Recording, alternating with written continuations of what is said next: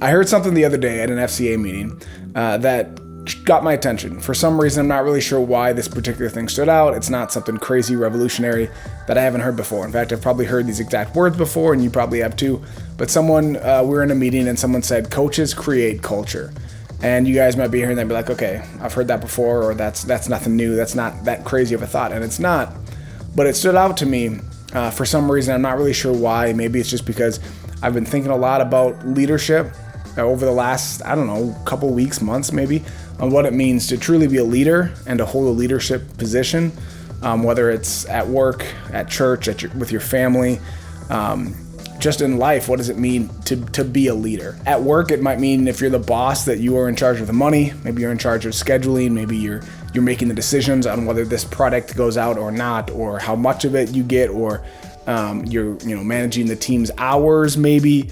My wife and I are actually helping kind of relaunch this young adult group night that we have at our church. It's every other Thursday, starting this Thursday. So little plug if you want to come. But that is maybe part of why I've been thinking about what leadership means, right? If we're leading this group, what does that mean? Does that mean we have to speak every time? Does that mean we have to come up with the topics every time? Does that mean we have to make sure that everybody there is following the rules that we've set aside, or whatever? Or maybe we have to create the rules.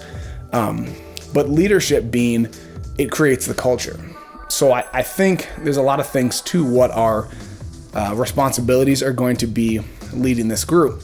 But I think ultimately our job is to create the culture. That's probably the number one most important job of a coach, of a leader, is creating the culture. That's often why you see in pro sports especially, but even some of these bigger colleges, they go through coaches like that because they expect the coach to create the culture and to change the culture. If they've had a losing culture, they expect a new coach to come in and create a new winning culture. When Tibbs was here with the Timberwolves, he created maybe a winning culture, but I think he also created a hostile culture, a culture that wasn't very comfortable, where the star players didn't get along.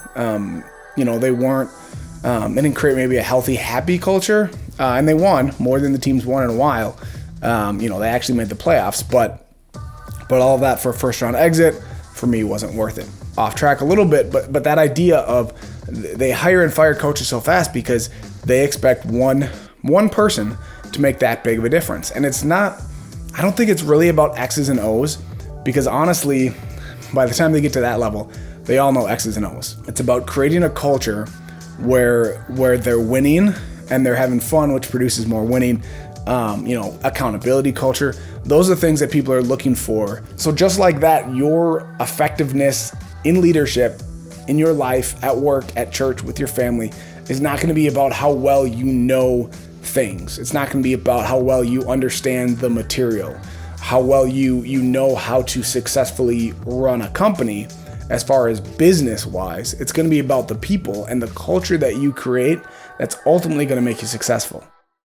Hey, thanks for watching my video. I hope you enjoyed it. If you did, can you do 3 things for me? Can you like this video, subscribe to my channel, and tell your friends?